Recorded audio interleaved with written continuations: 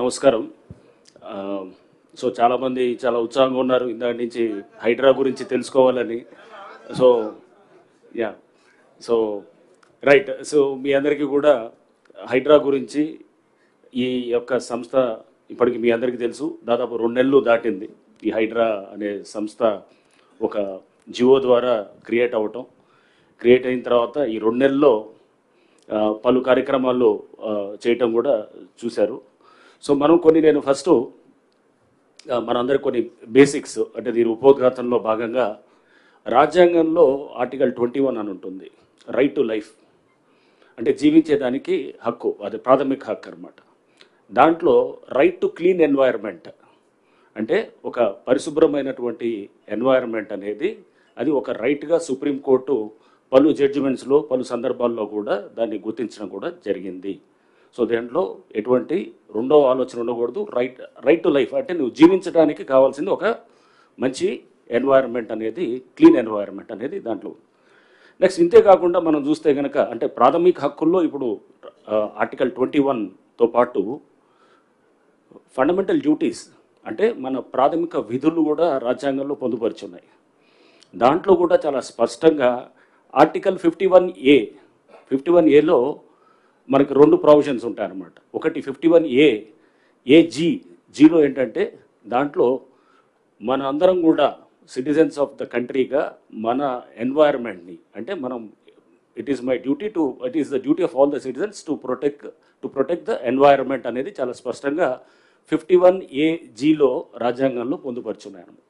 Next అట్లనే 51ఏఐ దాంట్లో కూడా చాలా స్పష్టంగా రాజ్యాంగంలో మన పబ్లిక్ ప్రాపర్టీస్, అంటే ఏదైతే ప్రజల ఆస్తులు ఉన్నాయో ఆ ప్రజల ఆస్తులన్నింటినీ కూడా మనం కాపాడాల్సిన బాధ్యత మన సిటిజన్స్ అందరి మీద ఉన్నాయని కూడా చాలా స్పష్టంగా రాజ్యాంగంలో కూడా చెప్పడం జరిగింది. సో ఈ అన్నిట్లో కూడా ఈ క్రమంలో మీ అందరికీ తెలుసు, హైడ్రా అనేది దీని యొక్క ఫంక్షన్స్లో ప్రధానంగా డిజాస్టర్ మేనేజ్మెంట్ ఒకటి ఉంటుంది, రెండోది అసెట్ ప్రొటెక్షన్ ఉంటుంది. డిజాస్టర్ మేనేజ్మెంట్, అసెట్ ప్రొటెక్షన్ రెండు కూడా దాన్ని వేరువేరుగా చూడాల్సిన అంశాలు కాదు, రెండు కూడా ఇంటర్లింక్డ్ కాన్సెప్ట్సే. అంటే డిజాస్టర్ మేనేజ్మెంట్ అంటే విపత్తు నిర్వహణ, నెక్స్ట్ అసెట్ ప్రొటెక్షన్ అంటే ఆస్తుల పరిరక్షణ, అంటే ఆస్తులు అంటే ప్రభుత్వ ఆస్తుల పరిరక్షణ. సో ప్రభుత్వ ఆస్తుల పరిరక్షణ అంటే కనుక మనందరిది అనమాట. ఒక చెరువు, ఒక నాలా, లేకపోతే ఒక పబ్లిక్ ల్యాండ్, అది గవర్నమెంట్ ల్యాండ్, ఆర్ ఒక పార్కు, ఆర్ లేఅవుట్లో ఓపెన్ స్పేసెస్ ఉంటాయి. ఆ లేఅవుట్లో ఓపెన్ స్పేస్ ఒక లైబ్రరీ కోసం, లేదా ఒక జిమ్ కోసం, లేదా ఒక క్లబ్ హౌస్ కోసం కేటాయించిన దాన్ని అసోసియేషన్ వాళ్ళు ఎవరో దాన్ని అమ్మటం చేస్తే కనుక దాన్ని కూడా పరిరక్షించే బాధ్యత కూడా హైడ్రాకి చాలా స్పష్టంగా ఇవ్వటం జరిగిందనమాట. ఇంతేకాకుండా ఇది మనకి అంటే ఇవన్నీ కూడా జియోలో చాలా స్పష్టంగా మెన్షన్ చేయడం కూడా జరిగింది. దీన్ని మీ అందరికి కూడా ఇంతకుముందు పలు సందర్భాల్లో కూడా చెప్పడం కూడా జరిగింది.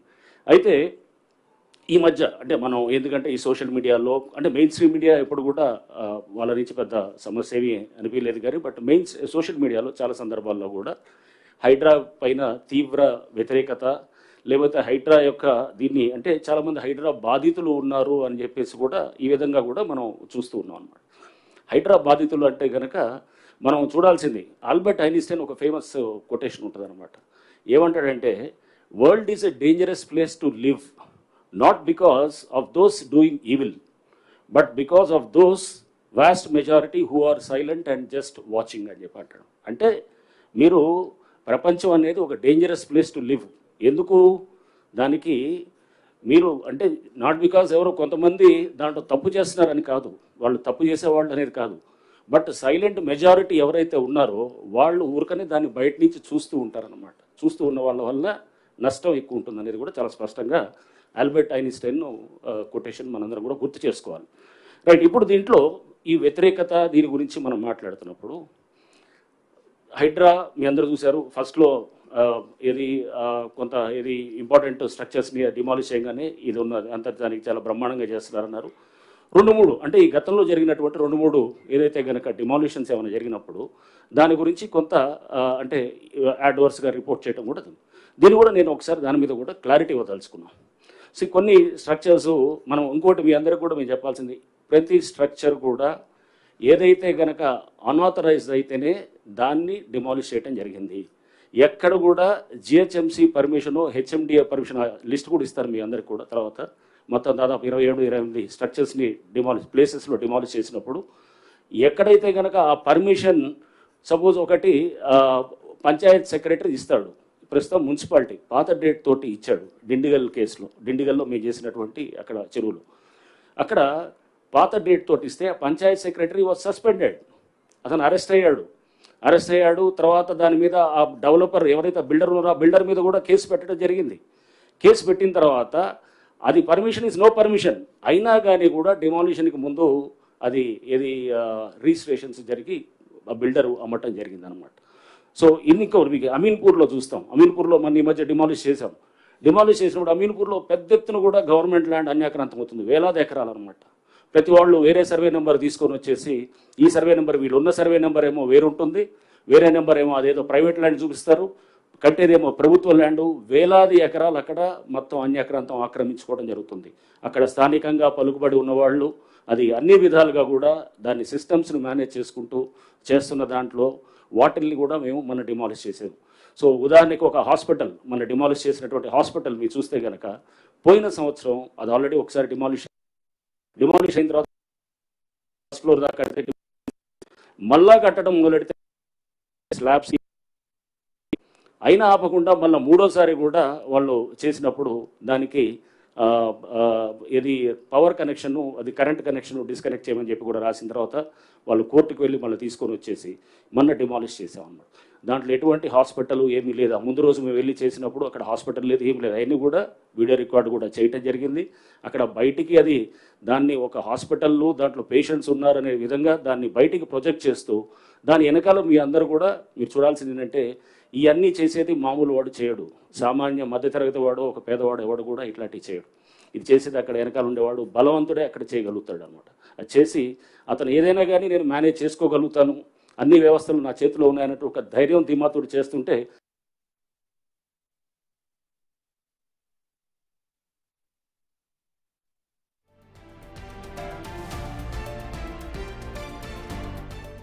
కూడా చాలా విల్లాస్ కూడా మనం డిమాలిష్ చేసాం. విల్లాస్ డిమాలిష్ చేసినప్పుడు ఆ విల్లాస్ డిమాలిషన్లో వచ్చినటువంటిది కూడా మనం చూస్తే కనుక అక్కడ ఆల్రెడీ